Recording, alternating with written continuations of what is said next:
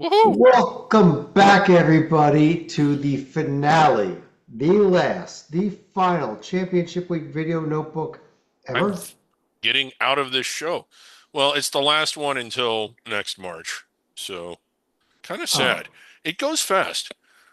Well, then Well, if again, you uh, so go does out of the the whole show, season. where are we going to get our comic relief? Yeah, I'm your host, Chad Shore. We got John Salika. We got the comic relief, David Griggs, down below. I think Mike I'm Child's going to getting join out of the us. puppet after, or Uh, getting out of the bunker after tonight. not after tonight. Do we have a Championship week's over. we have a survival board? Is it at one yet? Well, no, we're just doing this through championship week. I'll tell you what, before we even get to the survival board or to the games or anything, how about a quick update on what happened with our Hoops HD mock committee tonight? I'll pull it up on the Busy screen night, here. yeah. And we have a 72 team field. The tournament expanded. Wow. We voted. This was probably the biggest news of the night. We voted as a committee to expand the field to 72, and there you have it. Stalika, you are a recapper. So why do we have 72 teams and what happened tonight?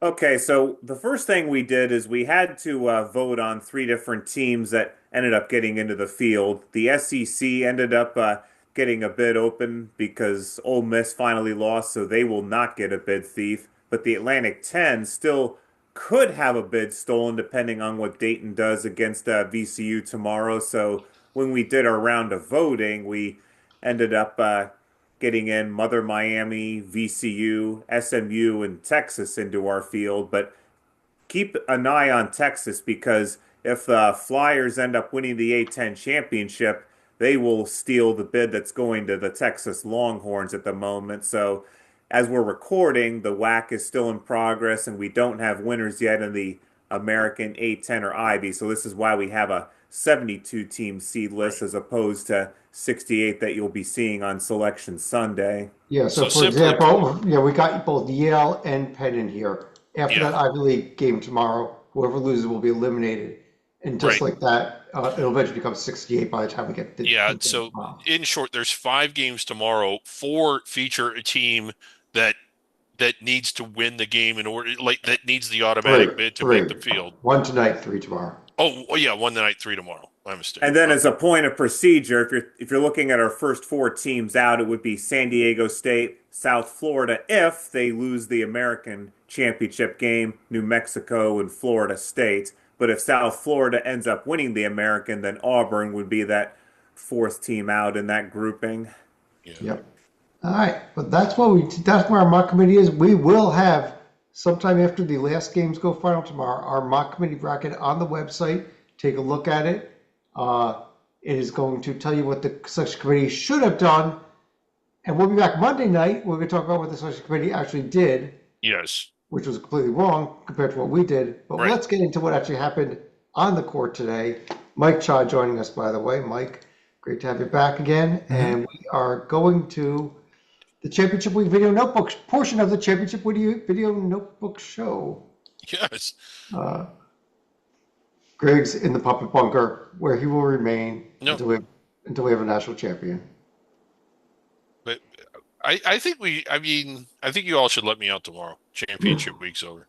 Why don't we start with semifinals tonight? And Mike, since you just jumped on, let's go to the Big Ten. You are our Big Ten guy, and how about your Wolverines in a hell of a game against Wisconsin today? Yeah, I knew this would be a tough game for Michigan because Wisconsin, when they hit their Hmm. threes, they can beat anybody. I mean, they won at Michigan, at Purdue, at Illinois. They beat Michigan State, and for a while they were hitting them early. They were up by 8 in the first half. Then Michigan rallied. They asserted themselves with their size advantage. They were up by as many as 15 in the second half, but then lo and behold, Wisconsin got hot again from 3-point land, and they tied the game up, and it was nip and tuck until the very end. When Yaxel Lenenberg hits a three with 4/10 of a second remaining, and Michigan eventually prevails by 3 points. And a little quick note here: the clock had not yet expired. He hits the three, and it's going to be a theme for the night. Half the Michigan bench runs onto the court, but no Yeah. technical is called. We're going to get Yeah, back to that in a few minutes I here saw in that. another When I conference. saw the replay, I saw the players went out. Then they realized, oh, we better go back. But the thing is, when you go out on the court, it's kind of too late. It's kind of like you squeeze the toothpaste. I mean, you try to go back, but you already went out on the court. Now I'm They're glad the lucky. refs didn't Michigan's call. very lucky. I'm glad the refs didn't call it, but they could have called it, and we'll get to Yeah, that. Michigan very lucky. Yeah. Uh, Michigan very lucky. Purdue held off a late rally by UCLA. They're up bigger than that. UCLA tried to come back on it. Purdue wins the game. Stalika, Michigan, Purdue tomorrow. Probably going to be meaningless in terms of the NCAA tournament selection and seeding and all that. But what do you think about the game itself?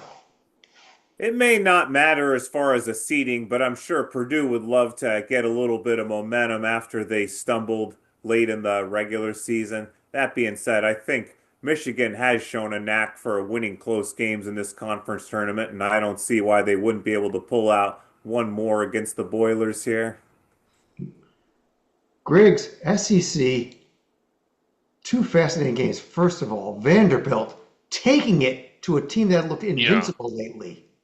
I was stunned. I thought the win against Tennessee was really good. I liked Vanderbilt. I wasn't as big on them as most of the rest of Hoops HD was. I thought that they were playing over their heads for a lot of their better wins. They lost some games in conference that protected seed caliber teams typically don't lose, but they just clobbered, and I mean clobbered, a legit top five Florida team today in what I thought was easily their best game of the year. It I was. joke, this probably feels almost like a classic Xavier performance in the conference tournament back in the day. You win your first game just to stay sharp, and then you lose your semifinal just to get a little bit of rest going into Yeah, Selection Sunday. yeah, And then we have the Arkansas Ole Miss game, and Arkansas kept looking like they were going to pull away. Ole Miss just kept coming back, kept coming back, kept coming back. AJ Storr had an amazing game for them, but somehow, to the relief of all the bubble teams out there, Arkansas got this win. yeah. It was a gutty performance by Ole Miss because, as you said, every time it looked like Arkansas was getting control, it had the momentum going their way. Ole Miss had an answer. It was just you thought they were knocked out, but then they're back up again and they in landing other punches, and they almost won this game. They had a shot at the end of the overtime, down two. That would have put them ahead. I mean, they missed it. They had to foul. Arkansas hit the free throw, but on the last possession of the game, they had a chance to either tie or win. The last possession of overtime, I should say. But Arkansas got by them. Uh, I don't know how much Arkansas has improved themselves going through the tournament. Their route has been an Oklahoma team that's not in the field and an Ole Miss team that's not in the field. I don't know that they've done much to build up their profile despite being in the championship game, but they're in the championship game. Yeah, they're in the championship game. Vanderbilt will build up the profile, but how much is the Yeah, committee really going to pay attention to this result being in this Sunday game and all? yeah. But Either Mike, what do way, you? I Go was gonna ahead, say, either Slika. way, a long drought is going to be broken. Vanderbilt has not won the SEC tournament since 2012. Arkansas has not won the conference tournament since 2000 when Nolan Richardson was still coaching. Yeah. Mike, who do you have tomorrow? Arkansas, Vanderbilt. I go with Vandy. I like it. They're in their home city there, although having been to Nashville a few times myself, uh, I don't think half the people, I don't think 90% of the people in Nashville know that Vanderbilt is in the city, but Vanderbilt is in Nashville, believe it or not. Uh, so it should be a good one. In the American, wow, we had a snoozer day today. Yeah. South Florida, Wichita State both kind of just dominated their games, but sets up a, this we'll have to have a contingency bracket, whether it's South Florida or Wichita State, until this game goes final tomorrow. Yeah. Uh, but Griggs, what do you think of this game? South Florida, Wichita State, top two teams get through. Yeah, I was particularly impressed with Wichita State because I was kind of big on Tulsa. Tulsa, for a while, looked like they were the best team in this conference. In fact, I think they had nothing left after that triple yeah, overtime. That was the and, problem. and I mean, Wichita kind of the 13-point margin doesn't really show how much Wichita was in control. And then South Florida, as you mentioned, won easily as well. This followed up where previously every single game prior to that was really exciting. Hopefully we get an exciting championship game tomorrow. I think South Florida should get in if they don't win, but I don't think they will. I think this is it. The winner of this game goes, the loser doesn't. But the winner of this game, Chad, is a dangerous team in the round of 64. I think they both are. I think you're right. I think Wichita's been playing really well lately. Yeah, We haven't talked Wichita State basketball in many years, so it's nice to see right. them rebounding too. Yeah. Stalika. Oh God. Stop it. Oh my God. The Dayton Flyers pull one of the upsets here. And what an amazing ending, honestly, to this Dayton St. Louis game. Back and forth, hitting and creating shots. It was Letang for Dayton that gets the winner. Another case where the bench and the coaches ran out with time left, no technical foul called. But how about this game, Salika? That would have potentially been a lot more catastrophic than Michigan and whoever Yeah. having a technical, because that wouldn't have affected the end result. But this one, at the very least, could have potentially pushed the game to overtime. But a hell of a time for Dayton to hit a game winner that ended up making the difference. Yeah, Robbie Avila had an Wow. amazing game for St. Louis here too, and he had just hit the 3-pointer to go ahead, and wow, what a back and forth game. Yeah. The other game, VCU didn't have much trouble at all with St. Joe's. Right. This game, well, the Arch Baron Cup conference tournament semifinal version featured some horrendous officiating. And this was the other game where the players went out on the court too early, and Yes. St. Louis Now, coach I was will very say mad. this. That was pointed out, and it should have been, in my opinion, a technical foul. A couple of D1 refs said that they felt that it should have been, but Dayton had a breakaway layup for a dunk, and a whistle blew because of an over and back call. It was an inadvertent whistle that took points away from Dayton. There was another play where there should have been a tie up, and or at least a tie up, probably a foul. They gave St. Louis a timeout, despite St. Louis not even having possession of the ball. So they retained possession and then hit a three. So there were some bad plays that went against Dayton. So I don't think it. Yeah. Let me jump in here on the final play also. My Yeah. understanding was that the officials had actually blown the whistle after the Okay. Yeah. basket to go back and check the clock.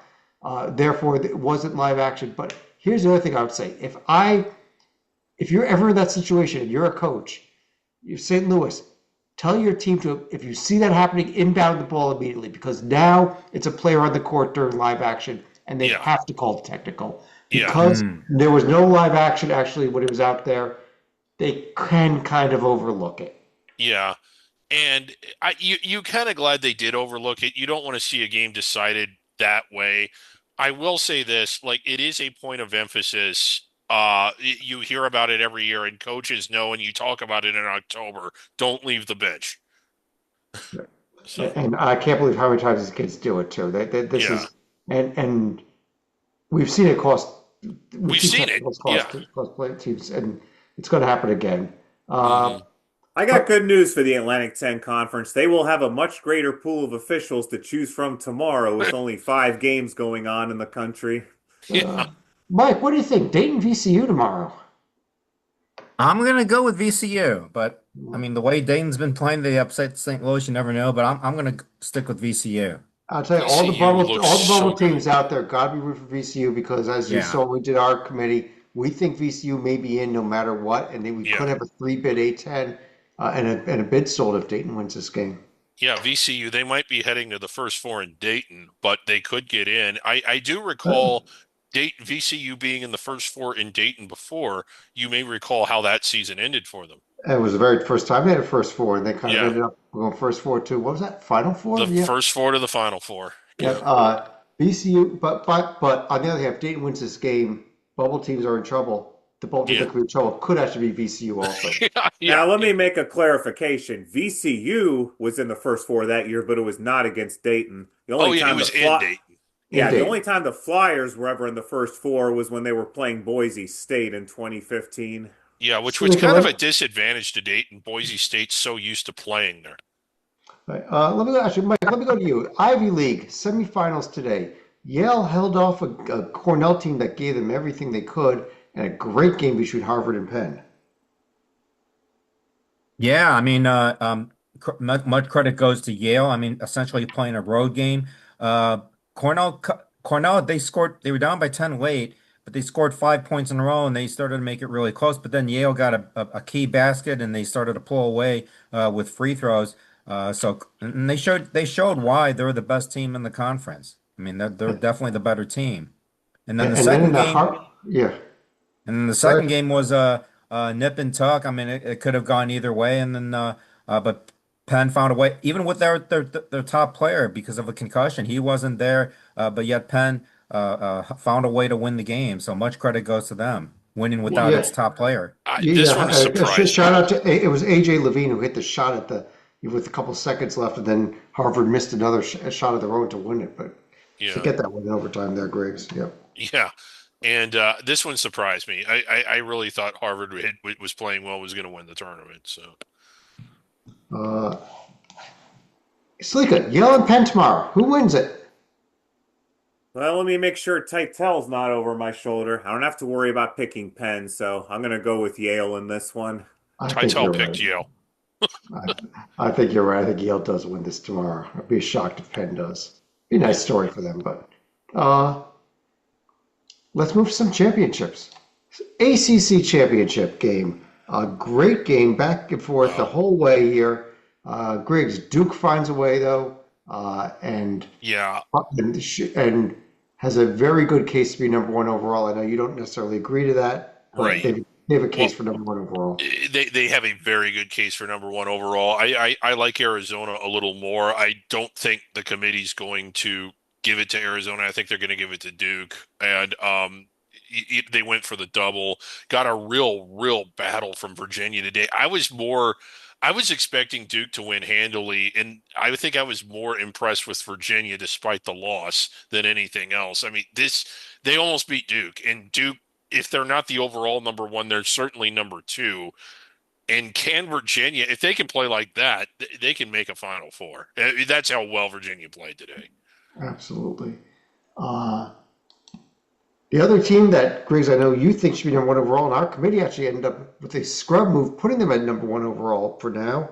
Uh, Arizona held off a big Houston Yeah. comeback to get the win over Houston and take the Big 12 tournament championship. Yeah, also going for the double, doing it in probably the strongest overall conference, if not the strongest overall, the strongest top half of a conference.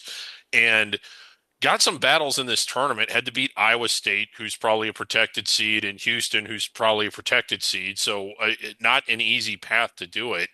And Arizona, well, I mean, when you look at Arizona and Duke side by side, which I know we recently did during our mock committee, they're really close. But it's hard to just not be impressed with what Arizona's done this year. Oh man, are they good?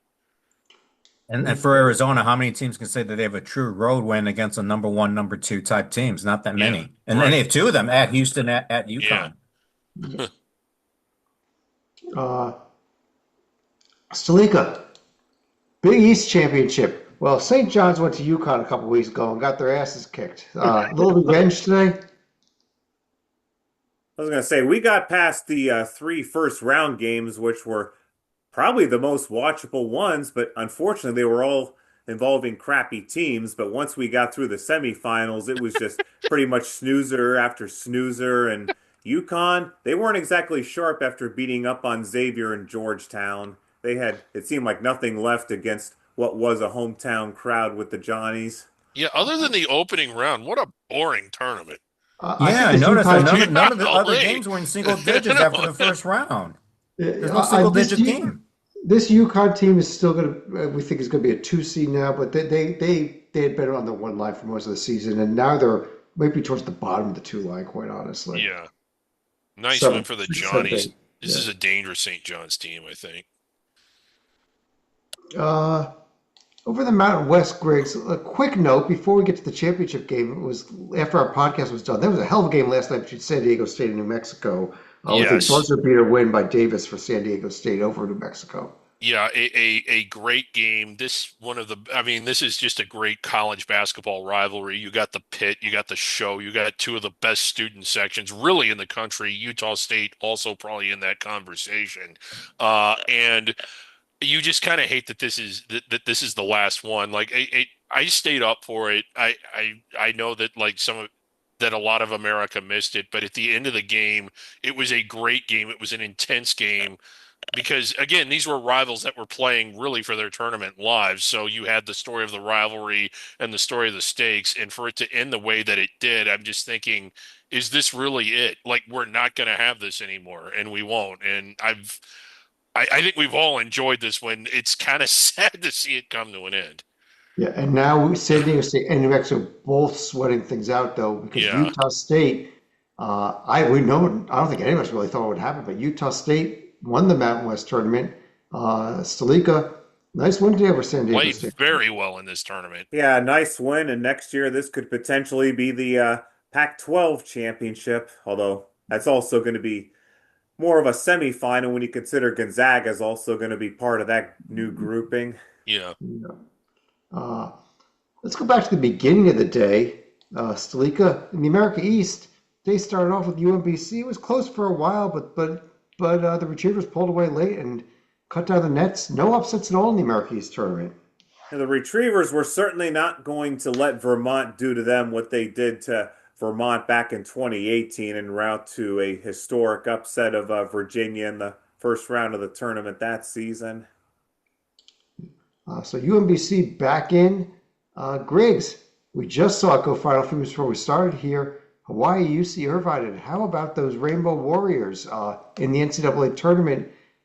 We've been trying to figure out if they're going to get to a first round site that they can bust to, correct? Yes. Because in mind, you got to keep in mind, if you're more than I think 370 miles, the NCAA puts you on a plane. We're yet to see where Hawaii is going to be sent. This really was an exciting game. It was close. The 7 point margin, they didn't really open it up until literally the last minute of play.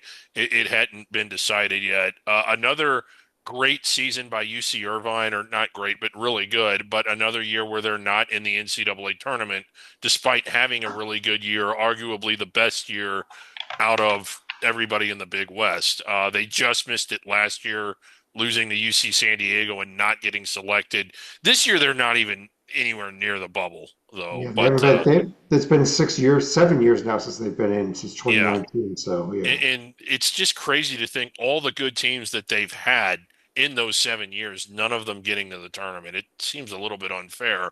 Having said that, Hawaii also had a great year, and they won the day they deserved to go. And they're a dangerous team. In a 13-4 game, depending on who they get, they can be pretty good. I'll give you credit, Unfortunately for Greg. UC, Yeah, I I was was going to just say say, I'll give you credit. unfortunately, Yeah, go ahead, Slika. unfortunately for UC Irvine, they're about 40 years too late to ride UNLV's coattails into the NCAA Yeah. tournament. Yeah, no, I was just gonna say to Griggs, you were on this Hawaii team all season. I never really believed in them until late, so I'll Yeah. give you credit where credit's due. Now, Mike, now you can let me out. Conference USA championship game, and how about Kennesaw State? The Owls are back in. Louisiana Tech, they were trying to get in for the first time since what, like the early '90s, but they could not do it. Yeah, only by seeding is this an upset, but we were talking about this. We knew that Kennesaw State, by the metrics, they were the better team coming in, and and so it's in that respect, it's no surprise that they ended up winning this game, and they won rather easily. Louisiana Tech, good effort, but they fall a step short. But Kennesaw State, you beat Sam Houston, and you deserve to win the title, and they show that tonight why they're the best team. Yep, they will have their name called tomorrow night. Stalika in the MAC. Wow, Woohoo! what a comeback by Wow. Akron in this Yeah. game. Hmm. And they did it again, just like they did last year. It was It a was come play almost that game. it was almost a carbon copy of the game last year where Toledo got out to a double-digit lead in the first half. Akron ended up coming back in the second half. It seemed like every time Toledo would get up to about a 4 point lead and Akron would just chip away at it. And after Toledo got called for traveling with about 32 seconds left, Akron was able to draw up a 3-point shot with about 4 seconds left on the clock, and Toledo was not able to hit a shot to extend the game into overtime. So yet again, the Akron Zips are going to be dancing while Mother Miami sweats for another 24 hours waiting to hear their name called. Yeah, Shamas Scott, the sixth man of the year in the MAC with that game-winning shot for Akron. Yeah, And the Zips are a very, very dangerous team in the NCAA. very. Way more They, dangerous than Miami, Ohio if they get in. I Single think, game. and we've been saying that for over a month. This is a really good Akron team. I think Miami's obviously tough. I wouldn't overlook them in the round of 64. But this Akron team, while Miami was the story of the season, Akron might be the bigger story of the NCAA tournament. Griggs, let me stick with you. MEAC championship game. Howard had a 17-point lead at one point. NC Central kept storming back, but did not quite have enough to get all the way there. Yeah, and Howard, while they kind of fell out of the starting gate early on in the MAC, dropped some games early that you wouldn't expect them to. At no point we ever really think that they weren't the best team. They ended up finishing first, and they ended up while they sort of went to sleep after building up that big lead, winning the tournament, and I think the right team is going. Yeah. The Congrats to score. Howard. They're going to be on the way to Dayton for the first four in all likelihood. Yeah, we never mentioned this about the MEAC tournament. If you didn't watch it and you didn't see the court, it was a really unique setting because there was a 3, 4, 5, and 6-point line, 4 3-point lines at the Norfolk Scope. But it was the We love the purple Norfolk line Scope. that was the 3-point line Yeah. that ultimately counted. Yeah. Yeah. Mike, SWAC championship game. How about Prairie View? Now, they only finished 2 games out of second place in the standings. It was very close, but they ended up through all the tiebreakers. Being the 8th place team, had to play an opening round game on Tuesday, and they ran through the tournament, pulled off 3 straight upsets here. Yeah, yeah. I mean, wow, it's like that. They had to do it four games in a 5 day span, and that's where the seedings again are deceptive because it's just a matter. Sometimes the separation is so small, like between 2 and 8 or 3 and 8, the separation is very small. But Prairie View, give them a lot of credit because they had to go do it the tough way, 4 games in a 5 day span, and they defeated Southern in a good game. Yep, and this is going to be a Prairie View team that I think is going to have a shot to win a game in the NCAA tournament because they're probably, in our estimation, going to be playing Lehigh in the first 4. And that's a game they're going to have a shot to win. Yeah, I'm trying to pull them up here real quick because there were a note about them. I think their metrics rank around the 270s, which would make them one of the weakest teams as far as the metrics and rankings go to ever make the field. I see our good buddy Warren Nolan's site. Their old RPI is 285. Their net is 305. Heading into the day, it might go up a little bit. They may Yeah, it might go up a top little bit. 300. Now, they Yeah, do have a winning record overall, not against D1, but overall they have a winning record. yeah, And we have seen teams with losing records, so I think they're a little, not the worst, but yeah. they're down there. Yeah, this may be a case, just in terms of the net, where the biggest upset of the NCAA tournament might happen in the first 4. I would like to congratulate the puppet on finding the RPIs on that site because you have to scroll through a bunch of dating ads to get down to it. Yeah, Okay, let's move over to the yeah. one more game that was on the schedule for tonight. It was the WAC championship game. Now, unfortunately, we are recording this while it's going on. Last I saw, California Baptist had about a 7 or 8 point lead, still the first half. But Griggs, assuming Neither that team California can. Baptist wins this game, can you tell us what the storylines were? I mean, just a great story for California Baptist. Their first ever NCAA tournament as a D1 team. They were there several times, had a lot of success as D2. And as a recent transition team, it's just kind of great to see them make the dance. It's always fun to see a team like that moved up and make the dance. A real exciting moment for that program. And what a way to close down the WAC. Kind of sad, Chad. I mean, for 40 years, I remember when the WAC wasn't just a multi-bid league; it was a multi-protected seed league. It's boy, has it gone down. But congrats to Cal Baptist, 25 wins. Now, assuming that actually Utah Valley won this game, Oh wow, please ignore what we just heard. We heard for the last minute. And tell us about the Utah Valley's win. Well, Utah, I mean, their first ever D1 NCAA tournament. They've had some really good teams in the Great West, which we used to love. Utah Valley was probably the most predominant program in it, but they never had an automatic bid. Tonight, they captured an automatic bid. They closed down the WAC, and this is after, how about that awkward trophy presentation when the WAC was threatening to not let them play and kicking off television, yet they have to hand over the last ever WAC trophy to them as the league shuts down. But obviously that game's still going Based on. on how this game is going offensively, they need to shut it down. There will be the 5 other games coming up on Sunday. Yeah. But that concludes all the games we're going to be reviewing. But we will take one more look at our survival board, which will keep getting updated, by the way, through the games tomorrow, after the selections, right through the NCAA tournament, until it's down to 1. When it gets down to 1, we'll think about letting Griggs out of the puppet bunker. But here is our survival boards until we do for the NCAA Tournament Selection Committee. Yeah, and boy, is this getting, I mean, Heading into the day, we were at 94 teams left, actually. Yes. Now, as a result of today's games, not a ton coming off today because there was a lot of power conference teams in action, but 82 left. Yes. It'll become 81 in another hour or so here. Right. And then we get down, so it's not a whole lot of teams in green, and I know that I know they don't like the green teams. The committee, they use this as a tool. They've asked us to not list teams in green. They want us to make all the selections ourselves.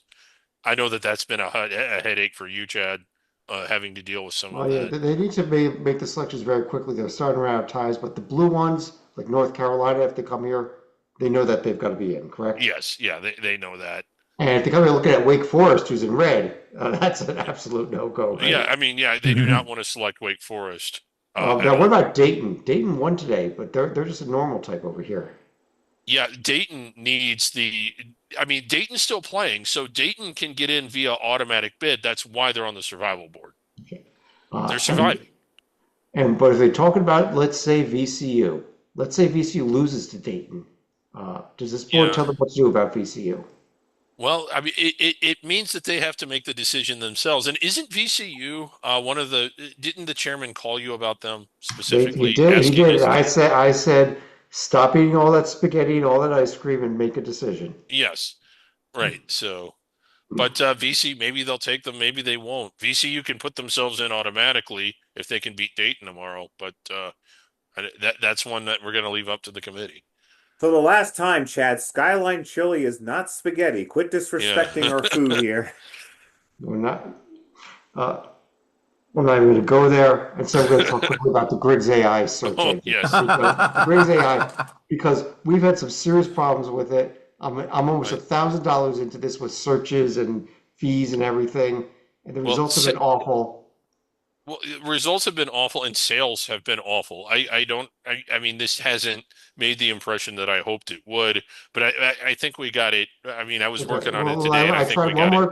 I got your help, and we tried one more question. I want to do a comparison.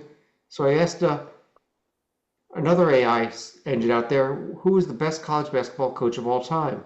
Answer was, I mean, they mentioned guys like Coach K and Adolph Rupp and stuff, but in the end, it was John Wooden was the choice there, I think. Yeah, John Wooden, and a lot of people would say that he won a lot of, he had a fairly successful run at UCLA. Not bad. Not bad. So let's try putting that same exact question into Griggs AI. This is a good question for Griggs AI. I'm not going to hit the base or the abort buttons tonight either because they still don't work. But I figure let's see what happens if we plug this in. Yeah, here we go. There's also 2 contact buttons. I just noticed this now. While there is some debate on the subject, and people have various opinions, it's pretty much the consensus opinion that Lemmy Kilmister from the heavy metal band Motorhead was also the best college basketball coach of all time. He won 8 national championships in just 6 seasons. He once won a national championship before Christmas, which is very difficult to do, and that has only been done one other time since. He was also influential in getting the baskets raised to 10 feet, because prior to that his teams just made the game look too easy. Griggs. I don't know if you asked it the right question. Lemmy from Motorhead. Lemmy from Motorhead is the greatest college basketball coach of all time. Well, I mean, I don't, to be fair here, I think winning 8 championships in 6 seasons would be pretty impressive. That's it. Let's go to final thoughts. Talika. It's a good thing there's 2 contact buttons on there because now Chad's going to have a couple different people to complain to who will just completely I'm suing. ignore. I'm done with this. I'm suing. But on seriousness, as far as a final thought, we had also touched about California Baptist going for their first Division I berth.